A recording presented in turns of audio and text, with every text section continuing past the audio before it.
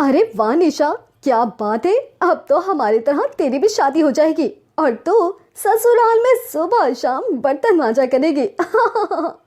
अरे ये तो तुम्हारी गलत फहमी है। मेरे ससुराल वाले बहुत अच्छे हैं। हाँ, मैं मानती हूँ कि मेरा ससुराल थोड़ा बड़ा है, पर मेरी जिठानी और ननद बहुत अच्छी है। वो मेरे घर के कामों में बहुत मदद करवाएंगी और मैं तो खुश हूँ कि मेरी भी डोली उठेगी। हाँ हाँ, शादी से पहले सबको ऐसे ही अच्छा अच्छा सा लगता है, पर शादी के बाद जब सच्चाई से सामना होता है ना, तो हर लड़की बस रोती ही रहती है। निशा की दोस्त नंदिनी उससे मजाक कर रही होती है, पर निशा पर कोई असर नहीं होता। कुछ दिनों के बाद निशा की शादी चिराग नाम के लड़के से हो जाती है। शादी के बाद निशा बहुत खुश थी, लेकिन शादी के 2 दिन बाद ही निशा की सास उसे सुबह 4 बजे उठाने के लिए उसके कमरे के बाहर आकर खड़ी हो जाती है। बहू उठ जा। अरे हमारे घर में सब सुबह 4 बजे ही उठ जाते हैं और बहू सुबह 4 बजे उठकर घर के सारे काम कर लेती है, और तुझे देख, तू तो अभी तक सो रही है। अरे बहू उठ जा।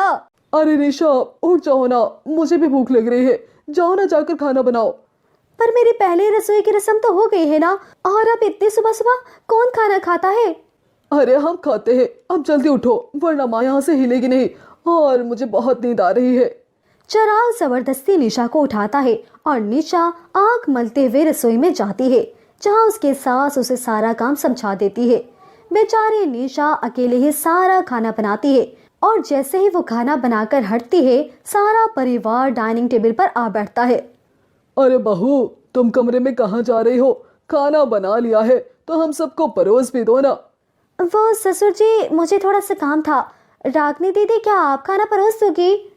अरे निशा, इतने सालों से तो मैं ही इस घर को संभालती आ रही हूँ। अब मैं घर संभालूं या अपने 7 महीने का ये बच्चा देखूं? देखो ना कितना रो रहा है। तुम अपना काम बाद कर लेना, पहले घर वालों को खाना ही खिला दो। हाँ भाभी, जल्दी से खाना लगाओ ना, भूख से तो मेरी जान ही निकली चली जा रही है। अरे कैसा परिवार है, इतनी सुबह खाना कौन खाता है? अभी तो 5 भी नहीं बचे और इन लोगों के पेट में चूहे कूदने लगे। यहाँ मेरी नींद से आंखें फट रही है और इन्हें खाने की पड़ी है। निशा मन ही मन में अपने परिवार वालों को बुरा भला बोल रही होती है। निशा सबको खाना देने के बाद अपने कमरे में चली जाती है, पर जैसे ही उसकी आंख लगती है, उसके कानों में उसके सास विमला की आवाज आती है। छोटी बहू, अरे छोटी बहू, सुबह के 7 बज गए हैं, जल्दी से सबके लिए लंच तैयार कर दे, और हाँ, सबके लिए आलू का पराठा बना दे। जाते हुए सब एक एक पराठा भी खा लेंगे। अरे अभी 2 घंटे पहले ही तो सबने ठूस ठूस कर खाना खाया था, और अभी इनको फिर से भूख लग गई। निशा, किचन में खाना पकाते हुए दूध भी गर्म कर देना, मुझे छोटू को भी पिलाना है, इसने काफी देर से दूध नहीं पिया। अरे ये मैं कहाँ आकर फंस गई। सही कहती थी मेरी सहेलियां। हे भगवान, तूने क्या मेरी पूरी जिंदगी में लोगों के लिए खाना बनाना ही लिखा है। इतना बोलकर निशा फिर से मुंह बनाकर रसोई में जाती है और पूरे परिवार वालों के लिए खाना बनाती है। अब इसी तरह से कुछ दिन बीत जाते हैं, और अब ऐसे ही निशा रोज सुबह 4 बजे उठकर घर वालों के लिए खाना बनाती है। और ऐसे ही एक सुबह कितनी नींद आ रही है, आंख भी नहीं खुल रही। उस छोटू के बच्चे को चुप करवाने के चक्कर में मैं पूरी रात सो भी नहीं पाई हूँ, और अब इनके लिए खाना बनाना पड़ रहा है। ऊपर से मेरी वो कामचोर जिठानी जब भी काम की बात आती है, गोद में बच्चा लेकर बैठ जाती है। निशा नींद में खुद से बातें करते हुए सब्जी काट रही होती है, और तभी नींद आने की वजह से उसकी उंगली कट जाती है। ओ मम्मी, मेरी तो उंगली कट गई। बहुत दर्द हो रहा है। अब मैं मिर्ची कैसे काटूंगी? एक काम करती हूँ, जिठानी जी को बोल देती हूँ, वही सब्जी काट देंगी।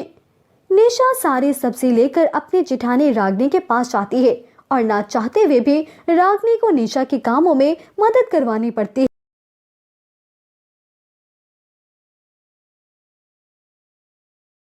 अब इसी तरह से कुछ दिन बीत जाते हैं, और फिर एक दिन नींद में खाना बनाने के चक्कर में गरम तेल के छींटे निशा के हाथों पर गिरते हैं। ओए माँ, मेरा तो हाथ ही चल गया। हाय, बहुत जलन हो रही है, बहुत जलन हो रही है। अब मैं क्या करूँ?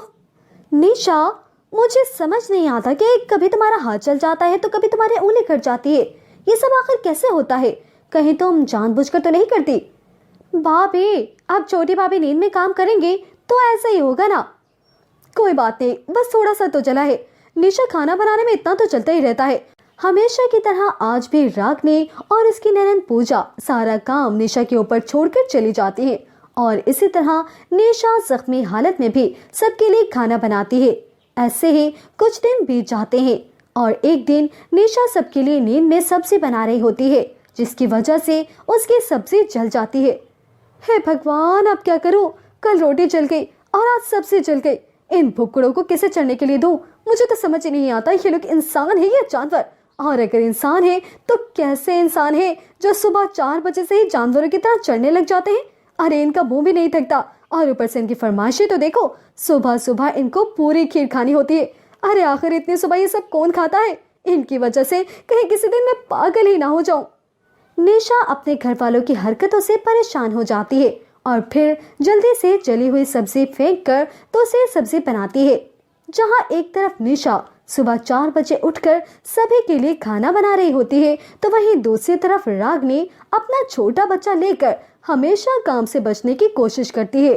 और ऐसे ही एक दिन निशा की तबीयत खराब हो जाती है और जब विमला उसे उठाने आती है तो चिराग उसे कहता है, माँ, आज निशा की तबीयत बहुत खराब है, आज इसे आराम करने दो। अरे बेटा, जरा सी तबीयत ही तो खराब है, बहू दवा खाकर खाना बना लेगी। अगर बहू खाना नहीं बनाएगी तो इतने सारे लोगों के लिए कौन खाना बनाएगा भला? माँ, घर में भाभी भी तो है ना। जब से निशा इस घर में आई है, इसका हाथ जले या हाथ कटे, आप लोगों को कोई फर्क ही नहीं पड़ता। आज निशा की तबीयत खराब है और मैं ऐसी हालत में से कोई काम नहीं करने दूंगा। निशा मेरी पत्नी है और मुझे इसकी सेहत का ख्याल है और मैं इसे ऐसी हालत में काम नहीं करने दूंगा।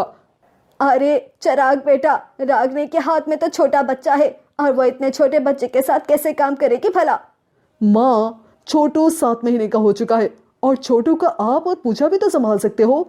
चिराग की ऐसी बातें सुनकर विमला मुंह बनाते हुए खुद रसोई में खाना बनाने के लिए चली जाती है। आज बहुत समय बाद विमला ने खाना बनाया था, इसीलिए उससे खाने में मसाला ज्यादा हो जाता है और खाने में मसाला ज्यादा होने की वजह से उसके पति और बेटी पूजा की तबीयत खराब हो जाती है। माँ, ये तुमने कैसा खाना बनाया है? इससे तो मेरे पेट में दर्द हो गया है। अब जल्दी से डॉक्टर को बुलाओ माँ। हाँ, तुमने समय पर डॉक्टर को नहीं बुलाया तो हम तो भगवान को प्यारे हो जाएंगे। अरे बुला रही हूँ डॉक्टर को, आप लोग डरो तो मत। फिर विमला जल्दी से डॉक्टर को बुलाती है और डॉक्टर आकर पूजा और इसके पिता का चेकअप करते हैं और कहते हैं, माता जी, पूरे दिन तेल मसाले वाली चीजें खाओगे तो तबीयत तो खराब होगी ना। अरे सुबह के टाइम पे लोग खाली पेट में गुनगुना पानी पीते हैं या कुछ हल्का खाना खाते हैं, लेकिन मैंने सुना है कि आप लोगों के घर में सुबह 4 बजे से ही खाना खाना शुरू हो जाता है। माँ जी, अगर ऐसे ही खाना खाओगे तो आप सबका शरीर आने वाले वक्त में फूल जाएगा और बीमारियों का घर बन जाएगा। अगर अच्छी हेल्थ चाहिए तो 3 वक्त का खाना खाना शुरू करो, ना कि सुबह 4 बजे से। आप क्या समझाना चाहते हैं डॉक्टर साहब? मैं सब समझ गई हूँ। मैं उम्मीद करता हूँ कि आप लोग सुबह 4 बजे से खाना खाना बंद कर देंगे और समय पर खाना खाएं। अच्छा, अब मैं चलता हूँ, आप लोग अपनी सेहत का ख्याल रखिएगा। चलो माँ, आपको किसी की बात तो समझ आई। निशा, आज तो तुम बहुत ही खुश होगी। हाँ, खुश तो मैं हूँ क्योंकि अब मैं भी आराम से सो सकूंगी और टाइम पर उठकर सबके लिए नाश्ता बना सकूंगी। पर डॉक्टर पूजा को दवाई के साथ साथ सख्त हिदायत देकर जाता है, जिसके बाद विमला सुबह 4 बजे खाना बनाने का नियम खत्म कर देती है और उनके घर में भी अब 3 टाइम का खाना बनता है, जिससे सबसे ज्यादा खुशी अब निशा को मिलती है।